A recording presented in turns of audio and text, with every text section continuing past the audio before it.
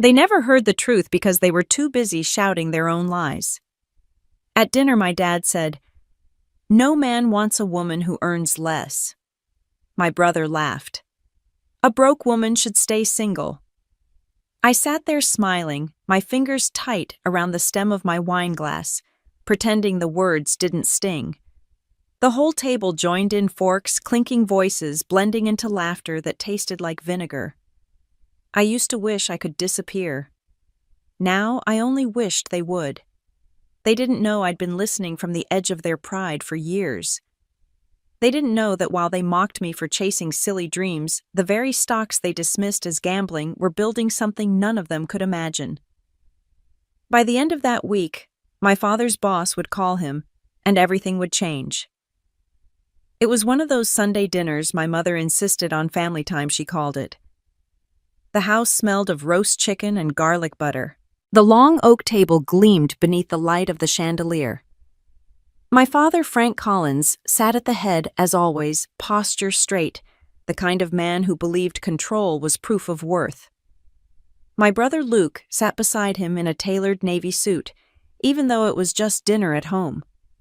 I wore jeans and a soft gray sweater, the one I'd had since college. I could feel the fabric thinning near my elbows. Something about that felt right.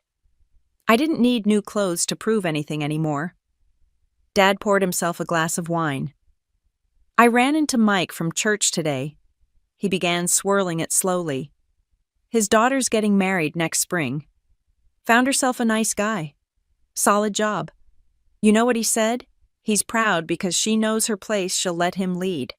Luke chuckled, tapping his fork against the edge of his plate. "That's the way it should be. A relationship's only balanced when the man earns more." Dad nodded in agreement like it was scripture. "Exactly. No man wants a woman who earns less, it just breeds resentment. A woman should find stability, not competition." The words landed like small stones against my ribs. My mother Evelyn busied herself with the serving dishes, pretending not to hear. She always did that when Dad got like this. Pretend peace was her armor. Luke turned toward me, the grin on his face polished and cruel. "How's that little startup of yours doing? Still chasing app ideas that don't pay?" He said it the same way he used to tease me in high school, half joking, half meant to bruise. My dad smirked, waiting for my answer. "It's going fine," I said quietly, cutting a small piece of chicken, keeping my eyes on my plate. Luke leaned back in his chair. "Come on, be honest. There's no shame in admitting it's not working. You're too smart to waste time on something that doesn't make real money." Dad raised his glass toward him. "Luke's right. Your brother understands business. He's on track to become a partner before he's 35. That's how you do it, honey. Steady job, solid income. You could learn a thing or two." I forced a smile. Maybe I could. Inside, I was thinking about the 3 screens in my apartment, about the quiet glow of charts and market feeds, about the way I'd turned $50,000 into a portfolio worth tens of millions without anyone knowing. They saw failure. I saw data. They saw gambling. I saw patterns. Dad carved another slice of chicken. "You should think long-term. Stocks, crypto, those things aren't real. They're bubbles. You'll lose everything chasing fantasies." Luke grinned. "Exactly. Real success is intangible work. Real companies. Real men leading them." Mom sighed softly. "Let her enjoy what she does, Frank. She's always been independent." Dad shot her a look sharp enough to slice through the air. "Independence doesn't pay bills, Evelyn." I felt the muscles in my jaw tighten. I wanted to throw the truth at them, to tell them that their combined annual salaries wouldn't cover a week's worth of my dividends. But something inside me whispered to stay silent. Silence was my weapon now. I lifted my glass, taking a small sip of wine. "You know, Dad," I said lightly, "maybe some women just prefer building their own foundation." He laughed. "Foundations, sweetheart. You don't build a foundation out of air." Luke joined in, his voice rich with mockery. "You're too soft for finance, Em. Leave the markets to the men who can handle pressure."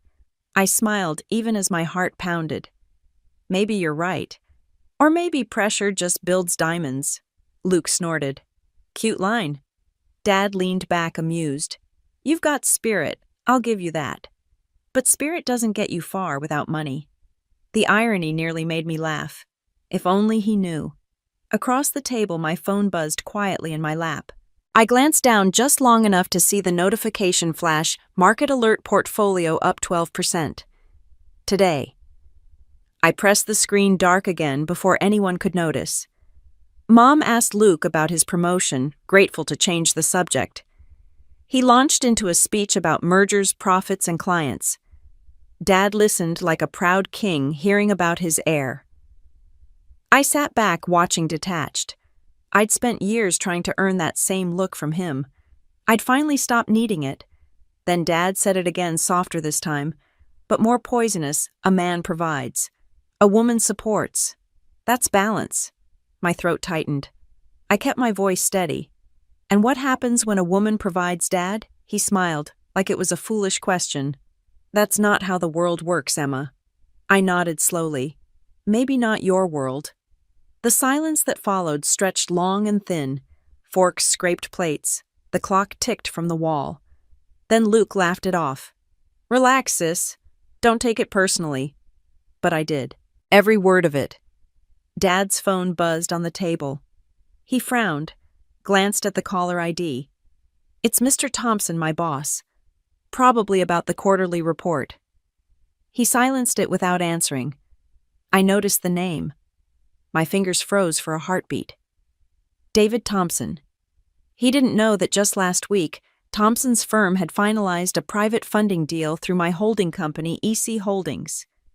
He didn't know the silent investor behind that deal, his daughter. I hid a smile behind my wine glass. The irony burned warm down my throat. Luke kept talking about his golf club membership and his networking opportunities. Mom nodded politely. Dad looked proud. I sat there invisible and calm, the hum of their voices blurring into background noise. In my head, I was somewhere else back at my apartment, the faint glow of my trading screens lighting the room, the numbers moving like tides. That was my language, my power, my revenge. Mom began gathering plates. Dad leaned back with a satisfied sigh. Good dinner, he said. It feels good to have the family together. Reminds me what matters. Luke grinned. Yeah, family and success, two things you can count on. I stood collecting the empty glasses. My hands were steady. My heart wasn't. Dad looked at me. Emma, you'll figure it out someday. You just need to find a man who can take care of you. I met his eyes. Or maybe I already did, Dad. Me. He chuckled, waving it off like a joke. You always were a dreamer. I carried the dishes into the kitchen. The laughter continued behind me, muffled by the clinking of plates and the rush of running water.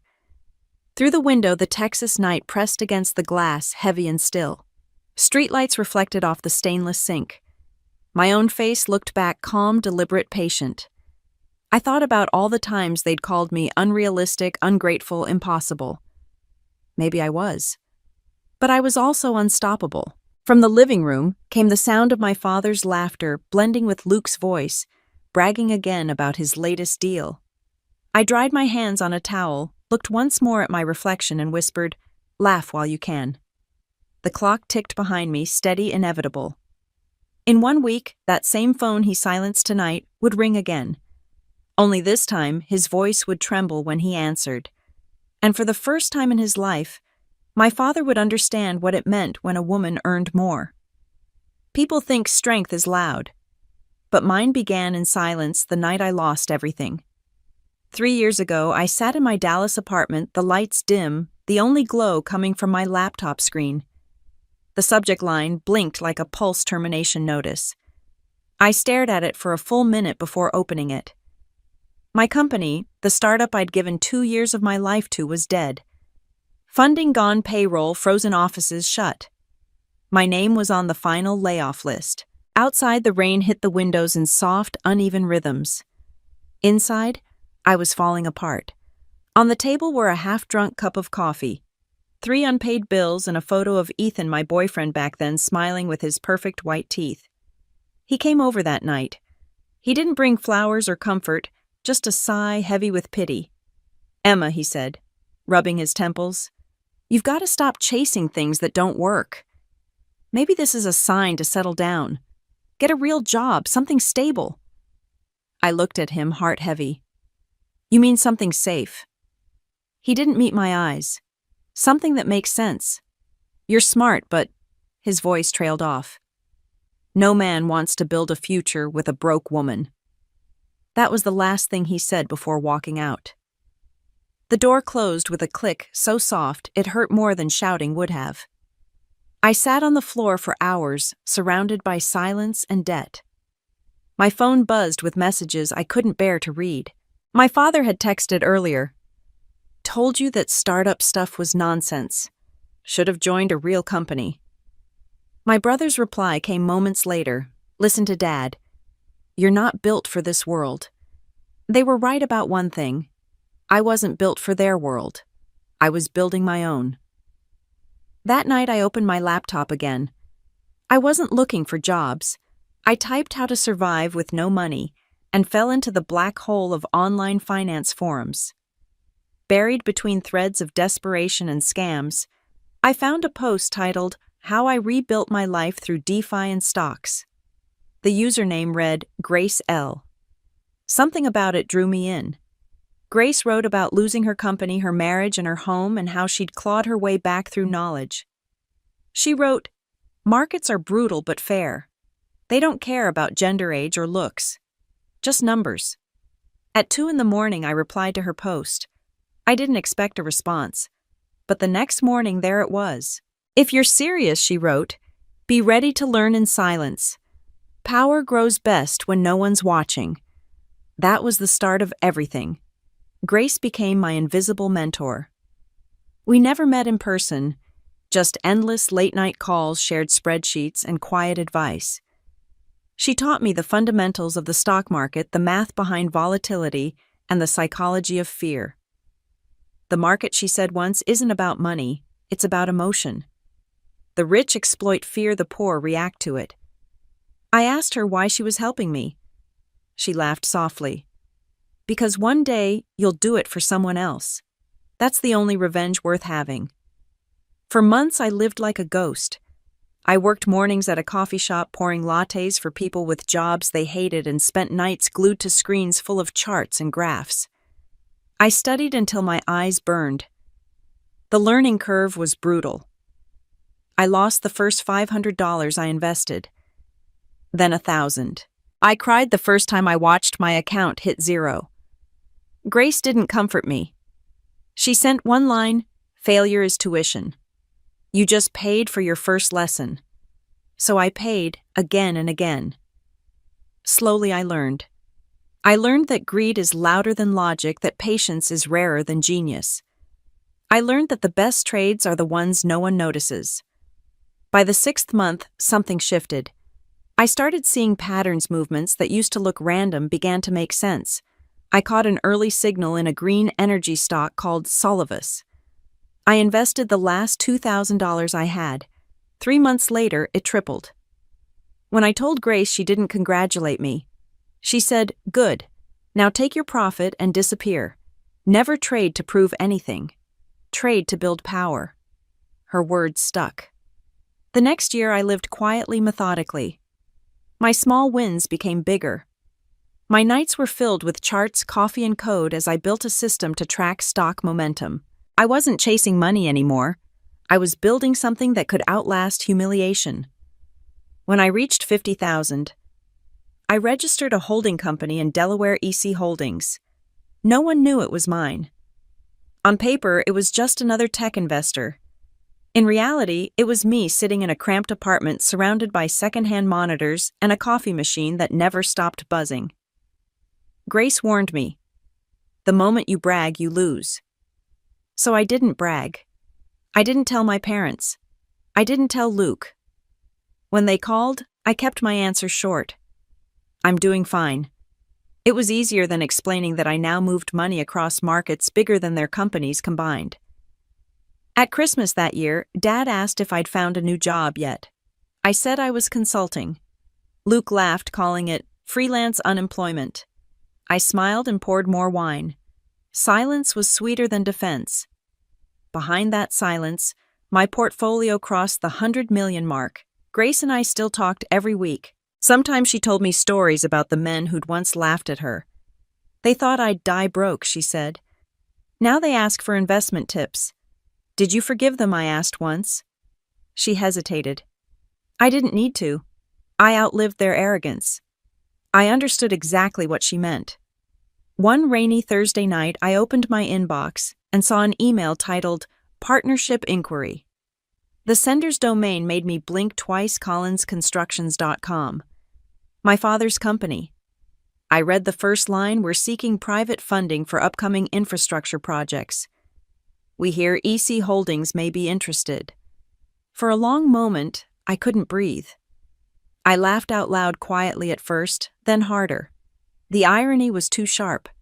My father, the man who mocked my every risk, was unknowingly reaching out to his daughter for help. I didn't reply right away. I just stared at the screen, my heart calm, steady. Grace's voice echoed in my head. Don't seek revenge. Let life deliver it for you. By then I'd learned how to wait.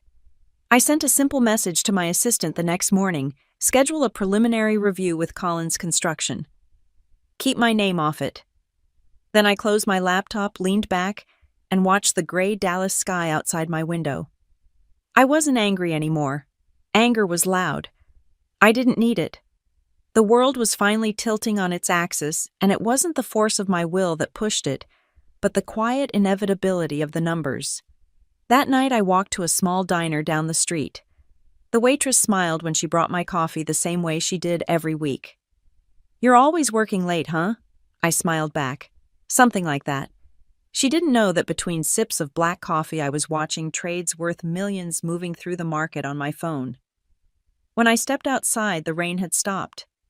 The streetlights shimmered on wet pavement, turning the city into mirrors. I saw my reflection in every puddle, stronger, calmer, untouchable. I thought about Dad's words from years before: stocks aren't real work. And I whispered to the night, that is why this is real work, Dad. The air smelled of wet asphalt and new beginnings. In the distance, lightning flickered across the clouds, bright and brief. It reminded me of something Grace once said: the best revenge doesn't come with thunder. It comes with lightning, silent, sudden, undeniable. I walked home in the rain, my coat damp, my mind clear. That was the night I realized I didn't need to prove anything to anyone. Soon they'd come to me. They just didn't know it yet. The birthday banner above the fireplace read, Happy 60th. Dad, in shiny gold letters.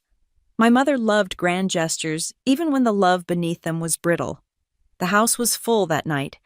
Neighbors, old co-workers, uncles who always drank too much. Everyone spoke loudly as if volume proved affection. I stood by the window holding a glass of water instead of wine, trying to blend into the background. Luke was in the center of the room, laughing like a man who owned the air itself. His dark suit fit perfectly, the tie expensive and perfectly knotted. He'd just been promoted to senior associate at his bank, and every conversation somehow circled back to that fact. My boss says the next partner slot might be mine, he announced, grinning. It's about time someone from this family made it to the top. Laughter erupted. Someone clapped him on the back. My dad beamed pride radiating from him like heat. That's my boy, he said. Always knew you'd make it big. Mom touched his arm. Frank, stop bragging, she said softly, though her smile betrayed her.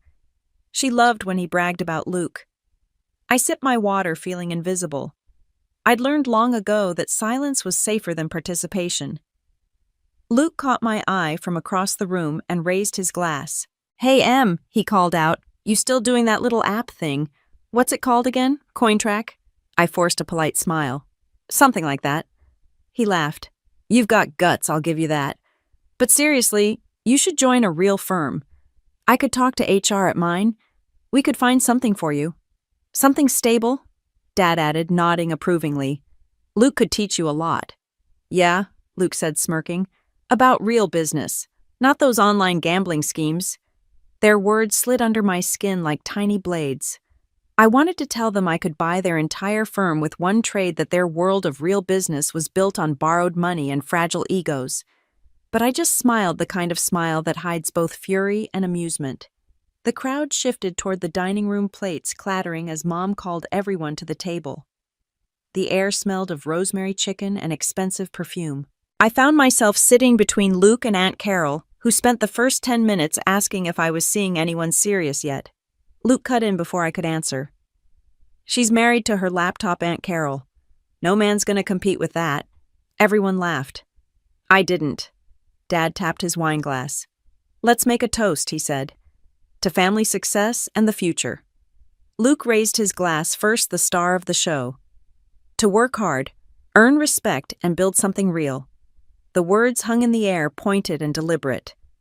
Mom glanced at me nervously. "Emma's building something real too, aren't you, honey?" Luke chuckled. "Sure, Mom. I'm sure her little hobby's really fulfilling." The laughter came again, gentle but heavy. I looked down at my plate. My fingers hitched to grab my phone to show them the portfolio app that displayed numbers none of them could comprehend, but that would ruin the satisfaction I was saving for later. Instead, I said softly, "Real things take time." Dad leaned forward. "Sweetheart, we just want what's best for you. A woman's future isn't just about money. You'll want someone who can provide for you." Luke snorted. "Exactly. No man wants to compete with his wife. That's not balanced." I tilted my head. "So what you're saying is, men are intimidated by women who don't need them," Luke laughed. "No, I'm saying men don't want to date someone they have to save." My dad joined in, chuckling. "He's right, Emma. Men want partners, not projects." My hand tightened around my fork. Good thing I stopped waiting to be saved. The room went quiet. Even Aunt Carol looked uncomfortable. Dad cleared his throat. "You've always had that temper, just like your mother." Mom looked away, pretending to rearrange the breadbasket. Luke tried to diffuse the moment. "Relax, we're just teasing. Don't take everything so personally." I forced a smile. "I'm not. I just think it's funny how men talk about independence like it's a threat." The silence returned for a beat too long. Then Luke's laugh cut through it, forced and shallow. "You sound like one of those online feminists. Careful, or you'll scare off any decent guy." "Maybe that's the point," I said. Dad sighed. "You'll learn when you've signed a real contract, Emma." I looked at him, and for the first time in my life, I didn't see authority. I saw fragility, a man clinging to rules that no longer protected him from the changing world. Dinner continued, awkward but steady. Luke dominated the conversation again, bragging about a recent merger his team had managed. "Our client portfolio's expanding faster than ever," he said, grinning. "We're making real money, not crypto fantasies." Dad laughed, clapping him on the back. "That's my boy. Knows where the real gold is." My mother smiled faintly, but I could see the flicker of discomfort in her eyes. She'd once been ambitious herself before Dad convinced her to quit her job to focus on the family. She rarely spoke of it, but sometimes when she looked at me, there was something like regret. I excused myself halfway through dessert and stepped outside. The night air hit my skin cool and cleansing. The backyard was quiet except for the chirp of crickets and the distant hum of cars. Through the window I could see them all laughing, Luke, Dad, even Mom pretending to. I watched them the way a scientist observes a test subject, detached, analytical. They thought I was a failure because my success didn't fit their definition. Inside that house, Luke was the golden boy, Dad's reflection, proof of the life he wanted the world to see. But I knew something they didn't, that their world was smaller than they realized, and it was shrinking. My phone buzzed. A notification from my financial app, EC Holdings daily gain, $32,000, $32 million in a day. I stared at the number until it stopped feeling real. Then I smiled. I thought of Luke's watch, the one he kept showing off, bragging that it cost more than my car. I could buy 100 of them and still not notice the expense. But none of that mattered. Money wasn't the point anymore. Power was. Inside, my father's voice carried through the glass. "I just want my kids to have stability," he said proudly. "Luke's on his way. Emma, well, she'll get there." I whispered to the darkness, "I'm already there, Dad." The porch light flickered, illuminating the wet grass. reminding me that even stability could be unreliable. I stayed outside for a long time watching the silhouettes through the window. The sound of their laughter had lost its sting. It almost felt distant, like a memory already fading. When I finally went back inside, dessert plates were half-empty wine glasses full again. Luke saw me and grinned. "There she is. Thought you'd run off to check your stocks." I smiled. "Maybe I did." He laughed, thinking I was joking. "See, that's your problem. You live in your little digital bubble while the real world happens right here." Maybe I said, picking up my glass. "But you'd be surprised how much of the real world depends on that bubble." He didn't get it. None of them did. The night ended like every family gathering before it, with hugs that felt like handshakes and polite smiles hiding old wounds. As I left, Dad walked me to the door. "You know we only want the best for you," he said again. I looked at him, his graying hair neatly combed, his confidence intact. "I know," I said softly. "But maybe your version of the best just isn't big enough for me." He blinked, unsure if it was defiance or affection. I didn't clarify. Outside, the air was cold enough to make my breath visible. I stood by my car for a moment, looking back at the glowing windows. Inside, Dad poured another glass of wine, Luke basked in praise, and Mom, her back straight and rigid, wiped the gold-rimmed plates. I turned away. The night sky stretched above me, vast and endless. I whispered to myself, "Let them think I'm small. It'll make the reveal that much sweeter." As I started the engine, the radio clicked on a financial report. The anchor's voice filled the quiet car. "Tech stocks surge again today. Analysts credit a mysterious private fund, EC Holdings, for influencing major biotech growth this quarter." I laughed quietly, the sound low and steady. Dad's golden boy had no idea. But soon he would. The apartment was silent except for the steady hum of machines. The air felt thin, metallic, a perfect counterpoint to the roast chicken and laughter of their home.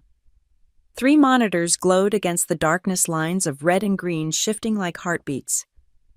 I sat barefoot on the hardwood floor, coffee gone cold beside me, laptop balanced on my knees. Every number on that screen had a pulse of its own, and somehow it beat with mine. People thought wealth looked like yachts and champagne. Mine looked like sleepless nights, cold takeout, and the glow of a monitor at 3 in the morning. I scrolled through the watch list. Helix Gen up 17%. Solar Axis up 23%. The system I'd built, my predictive algorithm that tracked institutional money flow, wasn't just working. It was evolving. The irony never escaped me. My father thought I was wasting my life playing with numbers.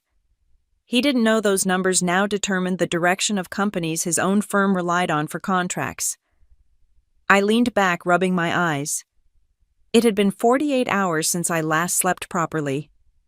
The constant analysis, the calculations, the thrill of perfect timing, it consumed me. But it also freed me. In this room, I wasn't the daughter who disappointed her father. Here I was in control. I got up and stretched, staring out the window. Dallas at night was a sea of lights. I wondered how many of those stories were like mine. Quiet women underestimated, working in the shadows, while the world ignored them. My phone buzzed on the desk. A message from Grace. "Grace, markets moving. Feds hinting at a rate cut next quarter. Watch Helix Gen institutions circling. Me, already on it. Building a bigger position. Grace, don't get greedy. Power's not about how much you win. It's about how long you can stay invisible." I smiled. Grace was always right. The louder you got, the easier you were to destroy. I typed back, "I'm not chasing the spotlight. I'm building the stage." For a moment I remembered Dad's words. "You'll never understand real work until a man teaches you." I had learned that real work wasn't about pleasing anyone. It was about building something that couldn't be taken away. I turned back to the screens. The charts flickered. I executed a trade worth $12 million. My breath hitched, a familiar sharp anxiety from my early trading days. I watched the market shift by a fraction of a percent. The fear was a current running through my veins, but it was a current I now steered. That fraction meant someone somewhere just lost. Someone else gained. At 3 in the morning, I finally stood and poured myself another cup of coffee. My apartment smelled faintly of burnt toast and ambition. I opened a new document on my laptop labeled Future Projects. At the top, I typed Helix Gen. If the IPO went as planned, I'd own enough to influence the entire board. This was how quiet power worked, not through shouting, but through signatures no one could trace. My phone rang.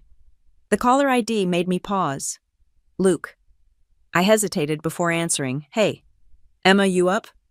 I figured you'd still be working, he said, his tone casual but patronizing. What's up? Nothing major. Just thought I'd check in. Dad mentioned you're still trying that investing thing. How's that going? Before it all crashes again. I closed my eyes and smiled tightly. It's going fine. He chuckled. You should be careful. This stuff's dangerous. Markets always punish dreamers. I looked at the screen, my profit column glowing green. Then I guess I'm a lucky dreamer. Right? He said, not hearing the irony. Anyway, Dad's thinking about pitching a project to some private investors. He says he might finally expand Collins Construction. You should stop by next week. Be nice to have the family together. Sure, I said. I'll try. Good girl, he said, and hung up. The words lingered like smoke. I imagined reaching through the phone and ripping the patronizing tone out of his throat.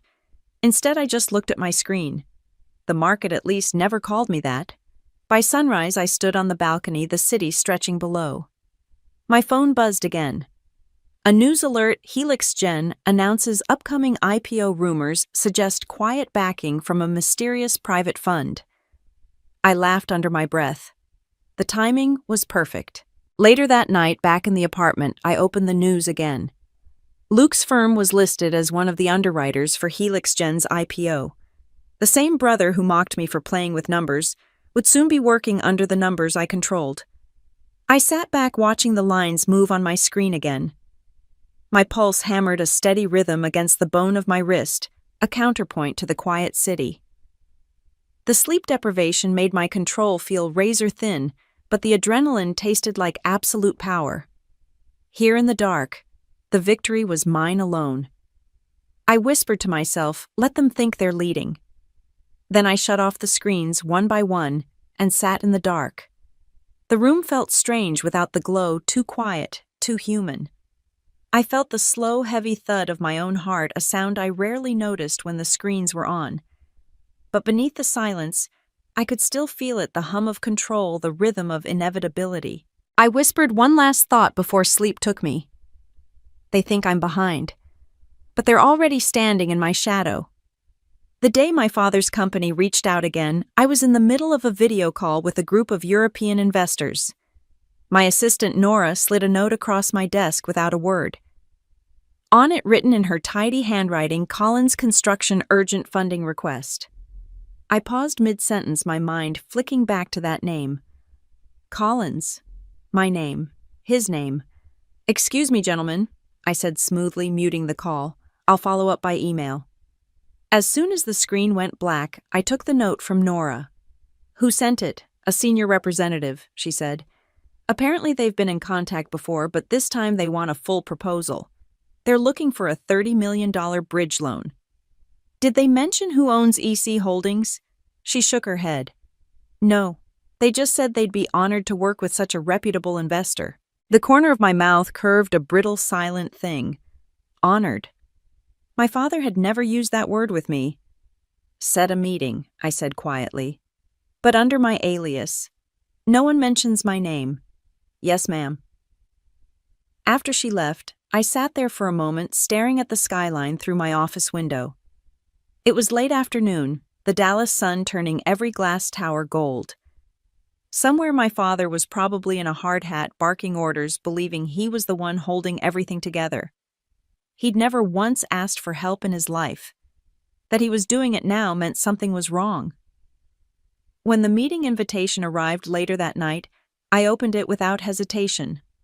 I was dressing for a role, the woman who signs the checks. My father had no idea his daughter would be sitting across from him at that table, just not as family, as a lender. The morning of the meeting I dressed differently, not like Emma, the daughter who got mocked at family dinners, but like the woman who owned an empire in silence. A tailored black suit, hair pinned neatly, minimal makeup, confidence, sharp as glass.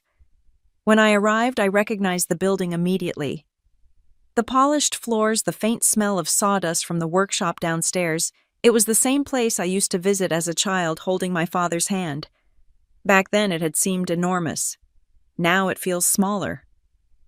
The receptionist led me to the boardroom. My heels clicked softly against the marble. Inside, a few executives were already seated. One of them looked up and smiled politely. "You must be Miss Lane from EC Holdings." I nodded. "Yes. Thank you for having me." The name Lane was my alias, one Grace had helped me create years ago. She'd told me, if they won't listen to your real name, build another one they can't ignore. And it worked. A few minutes later, the door opened and my father walked in. Frank Collins. Older now, but still carrying that air of authority like it was armor. His presence filled the room immediately. He didn't look at me twice. To him, I was just another investor's representative. "Good morning, everyone," he said, taking his seat at the head of the table. "Let's get started." His voice was exactly as I remembered, steady, commanding, sure of itself. For a moment, a flicker of something soft tugged inside me. Then it was gone. They began the presentation, charts, projections, construction photos. The company was struggling more than I expected. Delays, cost overruns, a major contract on the verge of collapse. I could see it in the numbers, in the anxious glances between his team members. Halfway through, he said, "If we can secure this funding, Collins Construction will be back on track by next quarter. We have a proven record. We just need a partner who believes in American craftsmanship." He looked straight at me then. Not at me, through me. His eyes didn't recognize me at all. I leaned forward, folding my hands on the table. "Your record is impressive," I said evenly. "But your debt-to-revenue ratio is concerning. You've overextended on equipment leases and underdelivered on 2 major contracts." The room went silent. His jaw tightened. "We've faced some setbacks," he said carefully. "But that's temporary."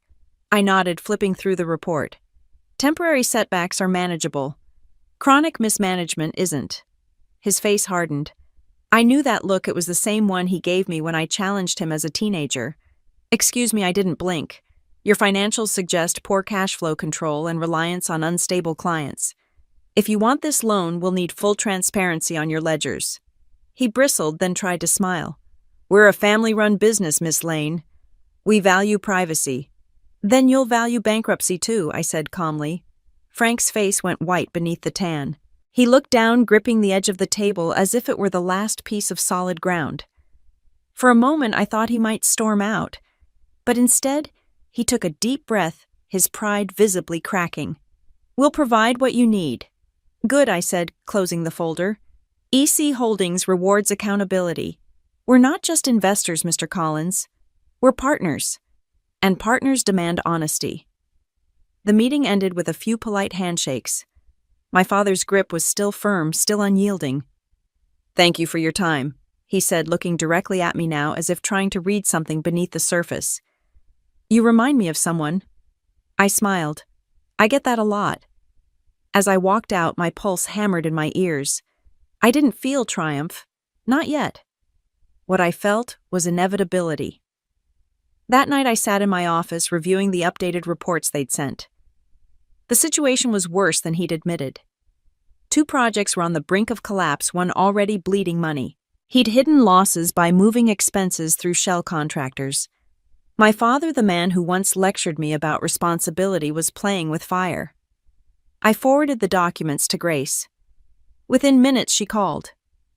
"He's in trouble, isn't he?" "Worse than I thought," I said. "He's drowning in bad debt." Grace was silent for a moment. "So what now? Do you save him or let him fall?" I stared at the numbers, the red lines of losses, the irony heavy in my chest. "Neither," I said, finally. "I'll give him the rope. What he does with it is up to him." Over the next week, my team worked quietly to structure the deal. On paper, it looked like any other investment. In reality, I was watching my father's empire hinge on the approval of the daughter he dismissed. On Friday, the contract was finalized. EC Holdings would inject $25 million in capital secured by a majority lien on his company assets. If he failed to repay, Collins Construction would belong to me. I signed the document without hesitation. A single signature, elegant and deliberate. The next morning I called Grace. "It's done." She was quiet for a long time. "How do you feel?" I looked out the window. The sun was rising again, casting long golden lines across my office floor. "Powerful," I said softly. "And sad. Because somewhere deep down I knew this wasn't just business. It was blood." Later that evening, my phone buzzed with a message from Nora. "Mr. Collins called the office. He wanted to thank you personally for believing in his company." I read the message twice.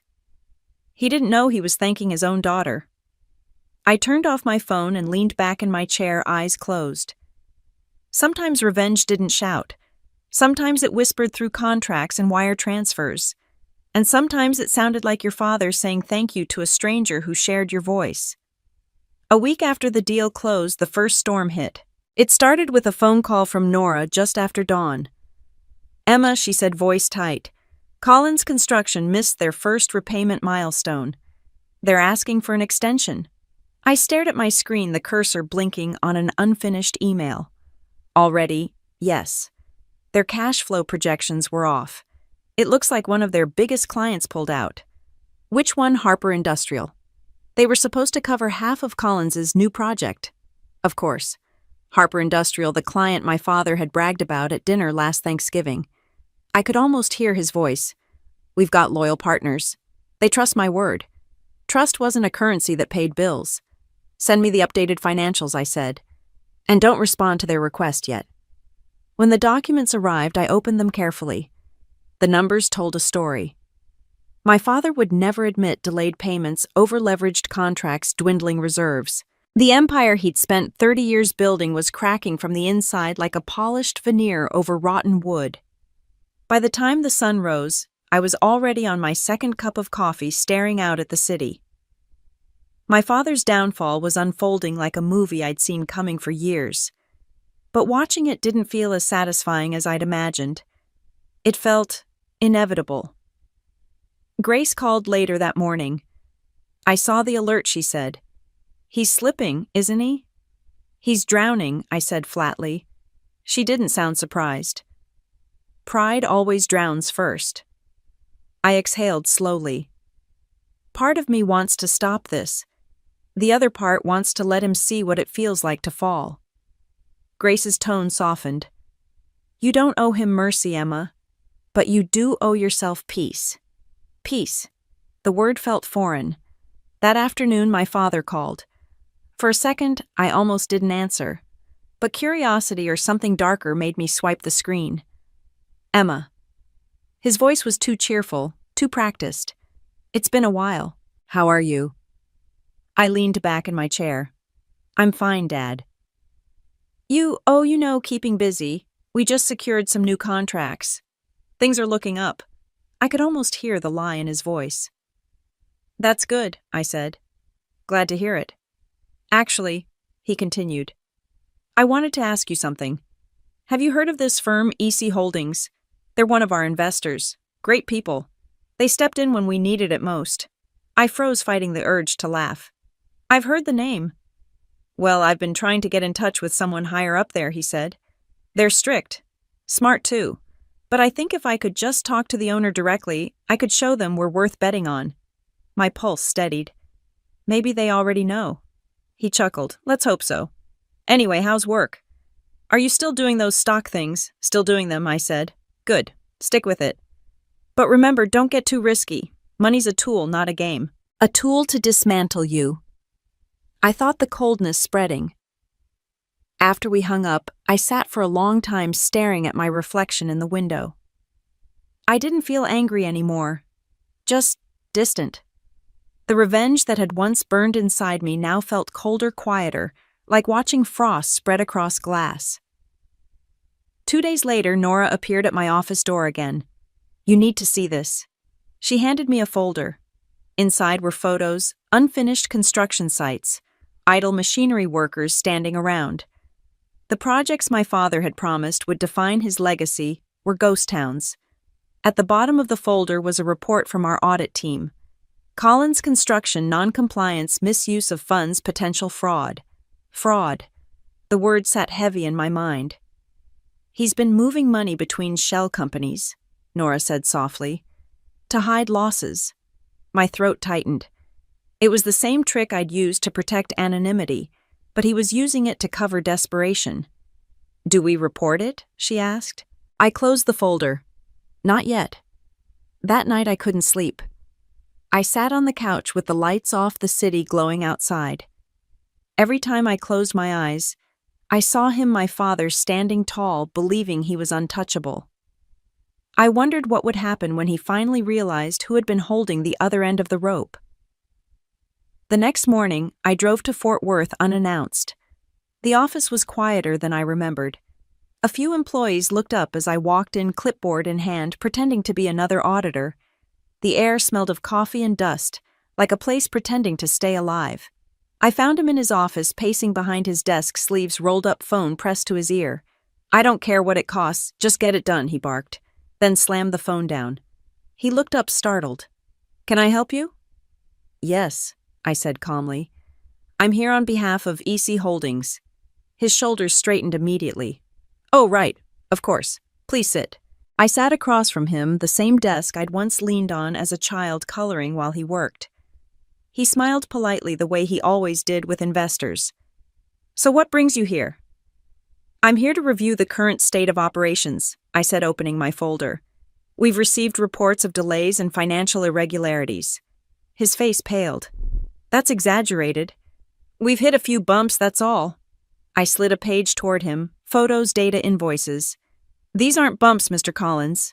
These are craters. He looked at the papers, his jaw tightening. We're fixing it. Harper Industrial pulled funding, but we'll recover. I always do. I met his eyes. Sometimes recovery requires admitting you've lost control. For a brief moment, something flickered in his expression, fear. He hid it quickly behind a smirk. You're sharp. You remind me of my daughter. My throat constricted. She must take after you. He chuckled. She's got her own way of doing things. Too stubborn for her own good, but smart. I worry about her, though. She's wasting her potential chasing things that don't last. I smiled faintly. You might be wrong about that. When the meeting ended, he walked me to the door, shaking my hand. His grip was weaker now. Tell your boss I appreciate their patience, he said. We'll make things right. Outside, I stood by my car, watching him through the glass. For the first time, he looked smaller, like the weight of his own pride was crushing him. As I drove back to Dallas, the sky broke open with rain. The sound against the windshield drowned out everything else. That night, I sent one final message to Grace. He's running out of time. She replied almost instantly. Then the lesson's coming. The next morning, my phone rang again. Nora's voice trembled. Emma, you need to see the news. I opened the headline. Major construction firm under federal review for misused federal funds, Collins Construction under investigation. Below the headline was a photo of my father being led into a courthouse, his jaw set, his eyes defiant. I set my phone down. My hand was shaking slightly, a vibration I hadn't felt since the night I lost my own startup. The world had finally caught up with him. The silence felt heavier than ever. This wasn't how I imagined victory would feel. It didn't feel like triumph. It felt like the echo of something breaking, and knowing I'd been the one to hand over the hammer. Outside, thunder rolled across the city. Inside, I whispered to no one. You taught me everything about power, Dad. You just never thought I'd use it better. The morning after the headlines broke, I woke up to the sound of my phone vibrating endlessly on the nightstand. For a moment, I thought it was another market alert, another surge, another victory. But when I saw the name flashing on the screen, Mom, my chest tightened. I hesitated before answering. Hey. Her voice came through thin and trembling. Emma, have you seen the news I have? It's your father. They're saying horrible things, fraud, misuse of funds investigations. It's all over television. He hasn't eaten since last night. Luke's trying to manage things, but... She paused, her breath shaking. They froze the company accounts. We might lose the house. For a few seconds I couldn't speak. The image of my father being led through those courthouse doors replayed in my mind. The man who'd always stood like iron suddenly looked small. Humans. Breakable. "I'll see what I can do," I said quietly. "Emma, please just talk to him. He's too proud to ask for help, but I know he needs you. He needs a family." Family, the word hung between us, heavy and fragile. When we hung up, I sat on the edge of my bed, staring at the morning light bleeding through the blinds. My laptop sat open on the desk, notifications pinging with updates from EC Holdings. Stocks up, portfolio surging, profit margins expanding. I was winning on every screen that mattered except the one inside me. By noon, the story had exploded across every major network. Family-owned firm under federal investigation. Frank Collins accused of financial misconduct. Son distances himself as company collapses. Luke was on the local news, his suit perfect, his tone calculated. He spoke carefully about misunderstanding, conveniently ignoring the recent IPO collapse his own firm was underwriting. He wasn't defending Dad. He was protecting himself. My phone buzzed again. Unknown number. I answered instinctively. "Miss Collins," a male voice said. "This is David Thompson, Regional Director at North Star Bank." The name hit me like a chill. My father's boss. "Yes, Mr. Thompson. What can I do for you?" There was a pause. "I didn't realize until recently that you're the principal shareholder of EC Holdings. We recognize the complexity of the contract signed with Collins Construction, the complexity only a family member would mandate." I froze. My alias, my shield. How did he know? He cleared his throat. "I'll get straight to the point. I was reviewing the Collins case and I saw the documents. You own the fund that's currently his primary investor." The silence between us stretched. He continued, his tone careful. "I don't know the details of your family's situation, but I thought you should know your father's hearing is scheduled for Friday. If the evidence stands, they'll seize his assets." My hand tightened around the phone. "Thank you for telling me." "One more thing," he said. "I've worked with your father for 15 years. He's made mistakes, but he's not a criminal. Pride, maybe? Arrogance, definitely. But not malice." When the call ended, I just sat there, the sound of his words looping through my head. Not a criminal, just pride. That afternoon, I drove to Fort Worth. The courthouse loomed in the distance, gray and cold under the February sky. Protesters and reporters gathered outside like vultures. I slipped past them through a side entrance, pulling my coat tighter. Inside, the fluorescent lights hummed sterile and unforgiving. I spotted my father sitting in the hallway, flanked by 2 lawyers.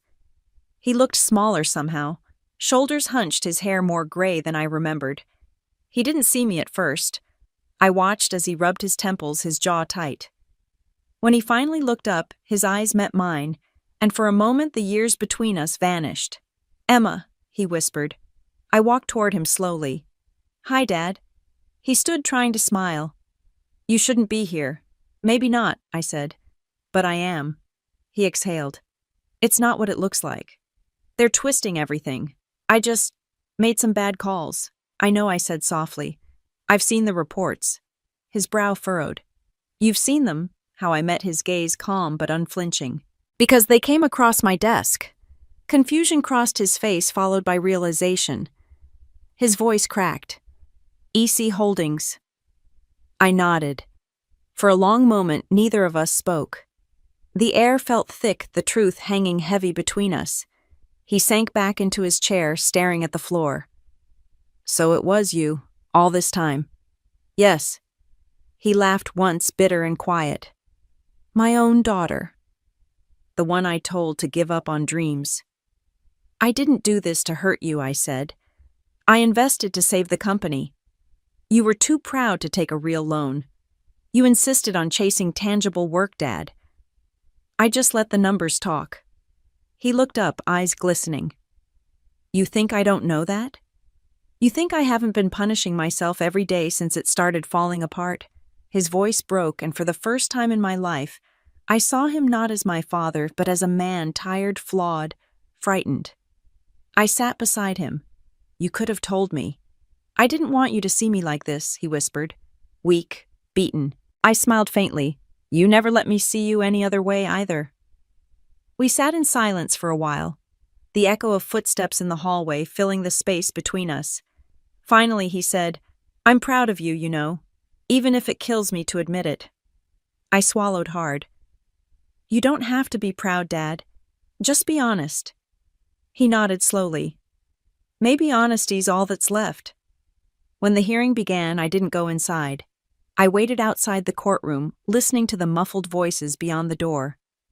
My phone buzzed again, messages from Grace, from Nora, from journalists who somehow already knew my name. The secret was unraveling. By evening, the headlines had changed again. EC Holdings revealed billionaire investor behind the Collins bailout is his daughter. The photos came next, me walking beside him, hand on his arm. The story wrote itself, estranged daughter saves disgraced father. The internet loved it. The irony, the redemption, the reversal, it was perfect. But the reality was quieter, messier. Humans. Back home, I sat on my balcony as the city lights flickered below. My phone wouldn't stop ringing, but I didn't answer. I just watched the night breathe around me. Grace called eventually. So the world knows, she said. How do you feel exposed? I said honestly. Relieved. Maybe both. You gave him a second chance, she said. That's power, Emma. Not revenge. Power. I didn't reply. Below, somewhere in the sprawl of the city, my father was probably sitting in his empty office wondering how it had all come to this. I thought of all the years he'd spent teaching me how to be tough, how to never show weakness, and how in the end it was his own inability to bend that broke him. As the wind picked up, I whispered to myself, You were wrong, Dad. A man doesn't make a woman stronger. Pain does. And I learned from the best. The phone buzzed again, this time a new message. From my father. Thank you for saving me when I didn't deserve it. I stared at the words for a long time before typing back. You didn't raise a weak woman, Dad. You raised a mirror. Then I set the phone down, turned toward the city, and let the quiet swallow me whole. 2 days after the story went public, the calls wouldn't stop. Reporters, analysts, investors, everyone wanted a statement. They called me the hidden billionaire, the woman who had silently outmaneuvered her father's empire and then saved it. But I didn't feel like a headline. I felt like someone standing in the quiet aftermath of an earthquake, half in awe, half afraid of what came next. By Monday morning, my office looked like a newsroom. Nora stood by the window, reading emails out loud. Forbes wants an interview. CNBC too. Wall Street Journal is asking for a quote about female leadership and generational revenge. She hesitated at the last part, glancing up at me. Their words, not mine. I smirked faintly. Of course it is. Grace called a few minutes later, voice buzzing with excitement. You're everywhere, Emma. Your face, your story, your quotes. It's all over financial media. They're calling you the symbol of modern justice, the daughter who turned humiliation into power. I leaned back in my chair, staring at the skyline outside my office. Justice, I said softly. Funny how they dress revenge up with prettier words. Grace laughed. Well, justice sells better than revenge. But even she could hear it in my tone, the exhaustion. The weight that came when a private victory became public spectacle. By afternoon, the media frenzy had reached its peak. Networks replayed the same clip of my father leaving the courthouse beside me, his face pale but composed. The reporters had captured the moment he looked at me, not as his daughter and as the woman who had quietly become his savior. That evening, I received an unexpected call. Miss Collins, the voice said, low and formal. This is Robert Hale, chairman of North Star Bank. We'd like to invite you to a private shareholders meeting this Friday. Your insight into the Collins case and your leadership at EC Holdings has caught our attention. I hesitated. A shareholders meeting, why? He chuckled softly. Because your father's position is under review, and some of us believe there's someone better suited to help stabilize what remains of his division. It took me a moment to process what he was implying. You mean, me? Yes, Miss Collins. You. When the call ended, I sat there for a long time, the irony settling over me like a slow wave. The same institution where my father had built his name was now inviting his daughter to take his place. Later that night, I drove to my parents' house. The driveway lights were dim, the porch empty. Inside, the house smelled faintly of dust and cold coffee. I found him in his study, sitting in the dark, the TV flickering on mute. He looked up when I entered. You shouldn't have come. Maybe not, I said, stepping closer. But I did. He gestured toward the stack of papers on his desk, bank statements, letters, legal notices. They're taking everything. The contracts, the office, the trucks, it's all gone. I glanced at the documents, then back at him. They're not taking everything. Not yet. He laughed once hollow. Don't sugarcoat it, Emma. I'm finished. Your brother's already distancing himself. He even called Robert Hale to clarify that his firm's underwriting was completely separate from my construction mess. Smart boy protecting his golden reputation. I felt a pang of anger at Luke's name. He'll protect himself first. Always has. He sighed, rubbing his temples. I can't blame him. That's what I taught you both to survive. For a long moment, the only sound in the room was the quiet hum of the muted television. Then I said, There's a meeting Friday. At North Star. They're reviewing your position. His eyes flickered. And what does that mean? It means they're considering replacing you, I said quietly. With me. The words hung there sharp and unreal. He stared at me, unblinking. Then slowly a bitter smile crept across his face. Of course they are. The golden daughter. The stock genius. The one I told to stop dreaming. Don't, I said softly. This isn't about revenge. He shook his head. Isn't it? You think I don't see it? The headlines, the whispers, how the world loves watching the arrogant man brought low by his own daughter? I swallowed hard. I didn't plan it this way. He leaned back in his chair, eyes glinting in the dim light. No. But you let it happen. And maybe that's worse. His words stung, but I didn't argue, because deep down part of me wondered if he was right. When I left that night, the air outside was cold and heavy. The street lamps cast long shadows across the lawn, and for the first time the house I grew up in looked like a memory I no longer belonged to. On the drive back to Dallas, my mind raced with questions I couldn't quiet. Could I really take his place? And if I did, what would it make me? Friday came faster than I expected.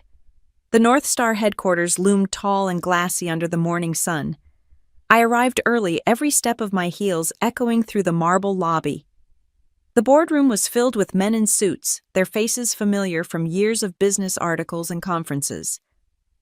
My father sat at the far end of the table, shoulders squared, but hands trembling slightly against the polished wood. Miss Collins, Robert Hale said warmly, rising to greet me. We appreciate your time. Please sit. I sat across from my father. The air was thick with unspoken history. Mr. Hale began. Frank, we've reviewed your case. It's troubling. The company's losses, the compliance failures, the media fallout, it's created instability for the bank. My father nodded once, jaw tight. I understand. Hale turned to me. Emma, you've demonstrated exceptional judgment under pressure. Your management of EC Holdings, your ability to turn around failing assets is exactly what we need. We'd like to appoint you as an external advisor to the restructuring process. My father's head snapped up. You're giving her my company? No, Hale said calmly. We're giving her the chance to save what's left of it. The silence that followed was suffocating. My father's eyes burned into mine, not with hatred, but with something far worse. Disbelief. I spent my life building that name, he said quietly. And now you're here to finish it off. I held his gaze. I'm here to rebuild it, Dad. You taught me how. The meeting ended with polite applause and handshakes, the kind of ceremony that meant everything and nothing at once. When it was over, I walked out into the bright winter sunlight. I should have felt triumphant, victorious. But as I stepped onto the sidewalk, the truth settled heavy in my chest. Winning didn't feel like flying. It felt like standing on a mountain built from the rubble of everything you used to love. The silence of the ascent was deafening. That night, Grace called again. "So it's done." "It's done," I said. She was silent for a long time. Then she whispered, "You sound like someone who just lost something they spent their whole life chasing." "Maybe I did," I said softly. "Maybe I chased power, and what I caught was just a very complicated form of responsibility." Outside the city glittered under the winter sky, and somewhere out there my father's empire, the one built on pride and power, now had my name on its walls. The tables had turned, but the weight of victory was heavier than I ever imagined. The first week after the board meeting felt like walking through a dream I hadn't meant to create. My name was everywhere: financial magazines, talk shows, social media. Emma Collins takes control of her father's legacy. The daughter who saved then surpassed her father. They called it poetic justice. I called it exhaustion.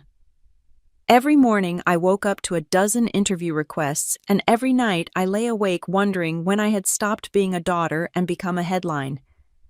At the office, my team celebrated the new contracts rolling in. Clients who had once ignored me now called first. Journalists praised my financial brilliance and composure under fire. But beneath all that noise, I couldn't ignore the hollow space forming inside me. Because while the world was busy applauding my triumph, I couldn't stop thinking about the man who had lost everything to make it happen. One afternoon, Grace came by unannounced. She walked in holding 2 cups of coffee, and that look she gave me whenever she thought I needed saving from myself. "You look like hell," she said, gently setting the coffee down. "I feel like it," I admitted. She sat across from me. "You did what you had to do. You didn't destroy him. He destroyed himself." I looked out the window. Maybe. But I didn't stop it either. Grace tilted her head. "Would he have stopped it for you?" The thought felt like the only currency I had left. "No," I said, finally, the admission cold and clean. And that's the difference. That night I drove again to Fort Worth. My father's house looked smaller, older. The porch light flickered. I found him in the kitchen. My mother, Evelyn, was standing by the sink, hands folded, looking weary but relieved to see me.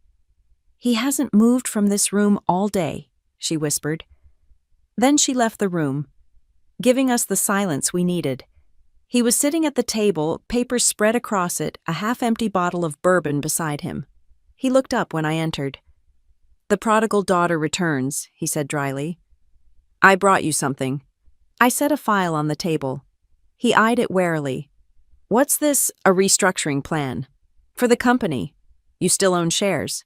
You can rebuild Dad. Just differently," he snorted. "Under your supervision." "No," I said softly. "Under your name. But with honesty this time." He laughed, a bitter, rasping sound. "You talk like you've never made a mistake." "I've made plenty," I said, "but I've learned to own them." For a moment, neither of us spoke. The silence was heavy but not angry, more like 2 people standing on the edges of an old bridge, wondering if it could still hold their weight. He finally leaned back, staring at the file. "You remind me of your grandfather," he said. "He built things from nothing. Then one bad decision took it all away. I used to swear I'd never end up like him." I met his eyes. "Maybe you didn't. Maybe you just ended up like you." He smiled, faintly, weary but genuine. "I deserve that." We talked for hours that night, not about business, but about everything that came before it. My childhood. The family dinners that always turned into comparisons, the years I spent trying to prove I was enough. For the first time, he listened. When I left, he stood by the door, hands shoved into his pockets. "Emma," he said quietly, "I was wrong. About you. About everything." "I know," I said, "but I needed you to say it." He nodded. "I just wish I'd said it sooner." We walked to the end of the driveway together. The Texas air was sharp and cold. I reached out and touched the old stone pillar of the mailbox, the one with Collins carved into it. It felt cold, heavy, and real. "This still stands," I whispered. I stepped out onto the porch after he went inside, leaning against the cold railing. The night was vast and silent, smelling faintly of pine and the residue of the bourbon he'd been drinking. I closed my eyes, letting the stillness settle the frantic energy inside me. For the first time, the quiet of the night felt like absolution, not just absence. The next morning, I woke to an email from North Star's board. Subject transition approval. They had accepted my plan to restructure the construction division. My father's name would remain on the company, and he would retain a symbolic position as founder emeritus. It was the compromise I hadn't known I needed. But not everyone celebrated. Luke called later that day, his tone sharp and cold. "So this is how it ends. You get the company, the press, and Dad's redemption arc." "Luke, it's not like that." "The hell it isn't," he snapped. "You always wanted to outshine him. Now you did. Congratulations." His bitterness was a different flavor of poison than Dad's pride had been. Luke saw only a score settled, never a wound healed. I stared at my phone, the weight of his words pressing deep. I had fought my way to power, but my family didn't work like markets. There was no chart that measured forgiveness or petty envy. That evening, Nora walked into my office holding a small envelope. "This came for you," she said. It was from my father. Inside was a handwritten note, simple and steady. "You were right, Emma.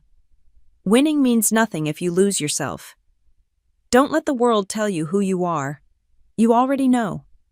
There was a folded newspaper clipping inside. It was an article about women in finance with a highlighted quote. "Success isn't about proving anyone wrong, it's about proving yourself right." My eyes blurred as I read the words. That weekend I didn't work. I turned off my phone, took my car, and drove west until the city disappeared. Somewhere along a quiet stretch of highway, I pulled over by a field glowing gold under the afternoon sun. The wind smelled of earth and dust and distance. I thought about the girl I'd been, the one who sat at the dinner table swallowing humiliation in silence, pretending her dreams didn't matter. I thought about the woman I'd become, the one who could move markets and bend headlines. And I realized something: I had spent my whole life chasing respect from the people least capable of giving it. Back in Dallas, Grace came over with takeout and wine. We sat on the balcony watching the skyline fade into night. "You know what I think," she said, sipping her drink. "You didn't win by beating him. You won by becoming someone who didn't need to." "Maybe I did," I said softly. "Maybe I chased power, and what I caught was just a very complicated form of responsibility." Outside, the city glittered under the winter sky. The wind shifted warm and soft against my face. Somewhere in the distance, the city pulsed with the rhythm of new beginnings. I leaned back, closing my eyes, and whispered to the quiet night, "For once, I don't need to prove anything. I already did." And for the first time, peace didn't feel like surrender. It felt like finally coming home. Thanksgiving came early that year. Maybe it was my mother's idea of peace after everything, or maybe she just couldn't stand another holiday where silence filled the table. Either way, I found myself standing in front of the old house again, staring at the porch light flickering like a heartbeat. The air smelled like roasted turkey cinnamon and the faint memory of what used to be home. When I walked in, the first thing I saw was my father at the head of the table. He looked older but softer, like the weight of everything he'd lost had peeled away the arrogance and left something human behind. My mother, Evelyn, was busy setting dishes. She wore a simple sweater, not the expensive silk she used to favor, and was humming a tune I hadn't heard in years. And Luke, my brother, perfectly dressed as always, was pouring wine, pretending to be unaffected by the tension hanging in the air. "Emma," my mother said, her face brightening. "You made it." "I said I would," I replied. Luke looked up with that practiced smirk. "Of course she did. Wouldn't want to miss a chance to show off." Luke, my mother warned gently, but he waved her off. I smiled faintly. "Don't worry, Luke. I didn't bring my bank statements." He chuckled, but there was no warmth in it. "Good. Wouldn't want the rest of us to feel like amateurs." The silence that followed was sharp enough to slice through bone. My father cleared his throat, setting down his glass. "Enough. Let's eat." We took our seats, the same arrangement as every Thanksgiving, before Dad at the head, Mom to his right, me across from Luke. Only this time, the invisible lines of power had shifted. As we started eating, my mother tried to fill the air with light conversation. Emma, I read about your latest project. Something about renewable investments, solar infrastructure, I said. We're funding development in rural areas, energy independence for families who've never had stable power. That's wonderful, she said softly. Luke snorted. Sounds expensive. And risky. It's an investment, not a gamble, I replied calmly. Funny, he said, swirling his wine. That's what Dad said before everything went up in smoke. The room froze.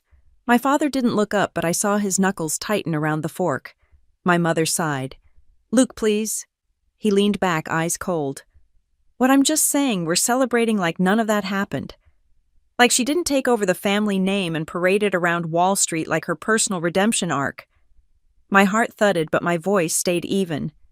Redemption implies guilt, Luke. I built what you never had the courage to start. He laughed under his breath. Courage, I call it ego. My father finally spoke, his voice low and firm. That's enough. But Luke wasn't done.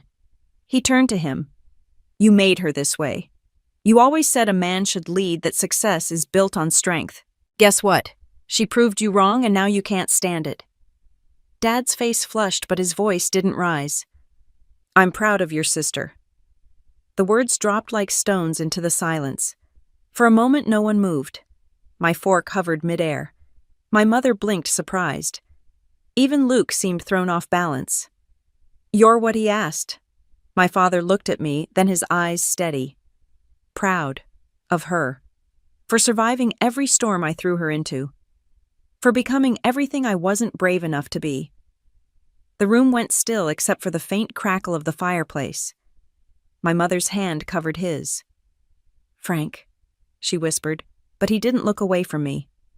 You were right, he said softly.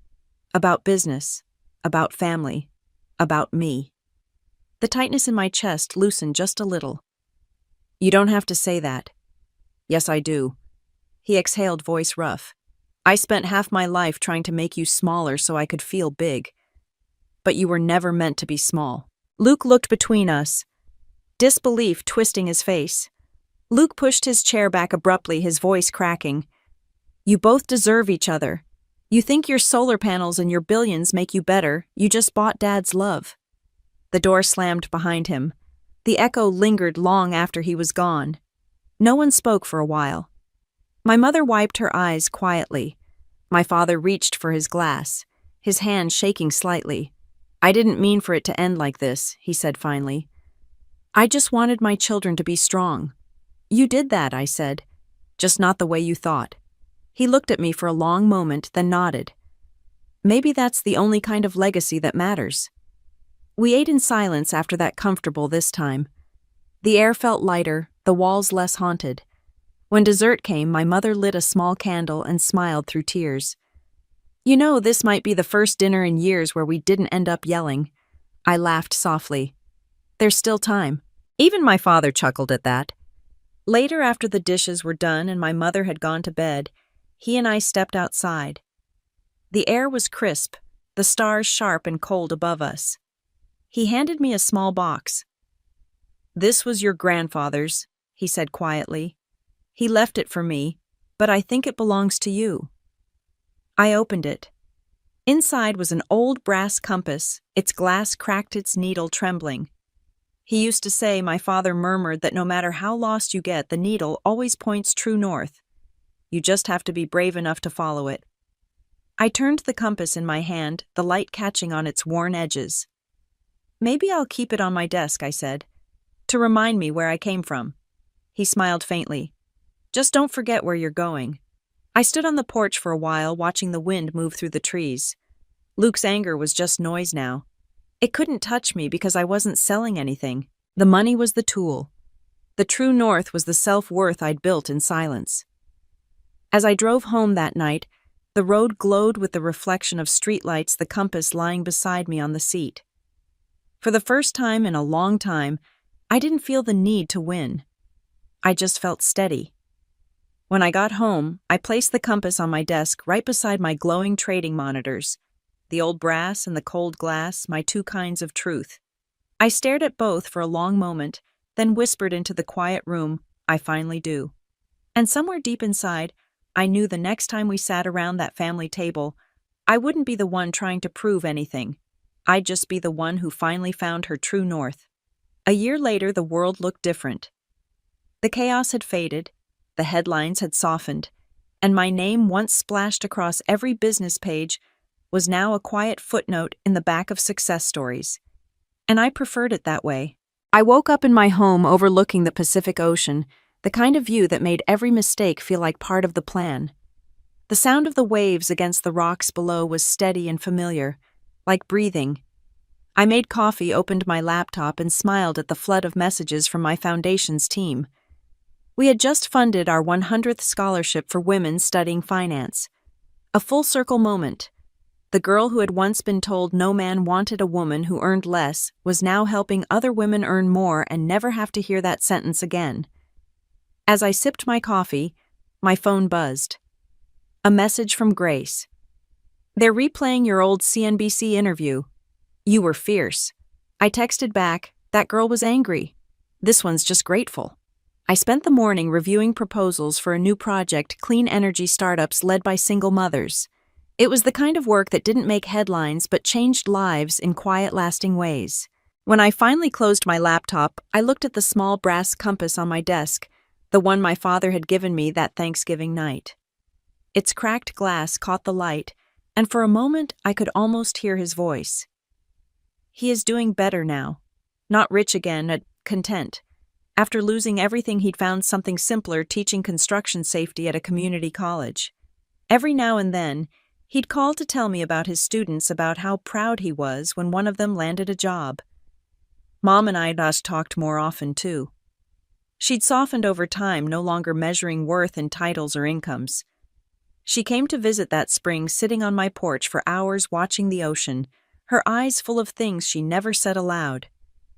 "You built something beautiful," she told me one evening, her voice trembling.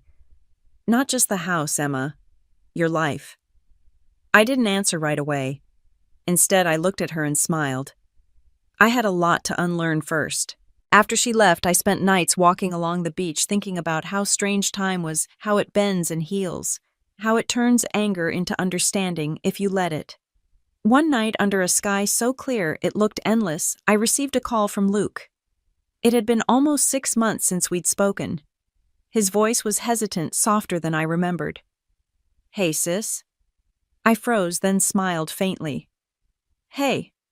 I just wanted to say, I was an ass," he said. "All those years I thought you were trying to outshine me. Turns out you were just trying to survive." I leaned against the porch railing, the sound of the ocean filling the silence between us. We both did what we thought we had to do. Maybe he said, "But you did it better. I'm sorry for the way I treated you." I felt something in me loosen, the last thread of resentment snapping quietly. "Apology accepted. Dad told me about the scholarship fund," he said. "That's incredible." I smiled. "It's not about me anymore." "Still," he said, his voice warm now. "You did good, Emma." After we hung up, I stood there for a long time, letting the ocean wind tangle my hair, the stars above reflecting off the waves like scattered diamonds. The next morning, I had lunch with Grace at a small cafe downtown. She'd just published a piece titled, "The Quiet Power of Female Resilience," and though it wasn't about me by name, I could see the fingerprints of my story all over it. "You know what the best part of your story is?" she said, stirring her coffee. "It's not the billions or the business. It's that you walked through fire and didn't come out burning everyone else. For a long time, I thought revenge meant making them regret everything. Now I think it just means living a life they can't deny." Grace smiled. "That's not revenge, Emma. That's just becoming untethered." That night back home, I sat on the balcony watching the sunset bleed into the water. The sky burned orange and gold, fading into violet. I thought about everything that had brought me here. The dinners that ended in laughter. I had to fake the rejections that fueled me, the moments I swallowed pride, because I had to play the long game. I thought about that Christmas dinner years ago when my father leaned across the table and said, No man wants a woman who earns less. And I thought about how wrong he'd been. No man had ever given me what I had now. No one had handed me peace, respect, or power. I'd earned them myself. The doorbell rang just as the last light faded. I opened the door to find my father standing there holding a small box. "I was in town," he said. "Thought I'd stop by." "Come in," I said, smiling. He set the box on the table. Inside was an old photo me at 12 sitting at his desk pretending to type on his calculator. He laughed softly. "You always wanted to be in charge." "I guess I did." He nodded. "You've done more than I ever dreamed possible.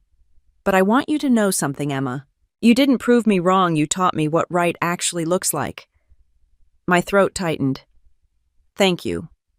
He smiled, eyes glinting with pride. "You're my best investment." After he left, I sat there staring at the photo, my chest full of something I hadn't felt in years, peace that wasn't borrowed from success. Outside, the ocean moved with its steady rhythm, endless and untamed. I picked up my phone and opened the draft of a post I'd been meaning to share on my foundation's page. It read, "To every woman who has ever been underestimated, thank you. You're the proof that silence isn't weakness, that grace isn't surrender, and that the only metric for success that matters is the one you build for yourself. You are not defined by who pays your bills." I hit post. Then I stepped outside, letting the wind brush across my face. The horizon was glowing faintly with the first stars of the night. Somewhere out there, I imagined the younger version of myself, the girl at that dinner table holding back tears, wondering if she'd ever be enough. I wanted to tell her she would be, that one day the very words that tried to break her would become her armor, that her quiet revenge would echo louder than any insult ever thrown at her. I closed my eyes and whispered into the dark, "You made it. You are enough." And the sweetest revenge was simply standing tall long after they stopped looking.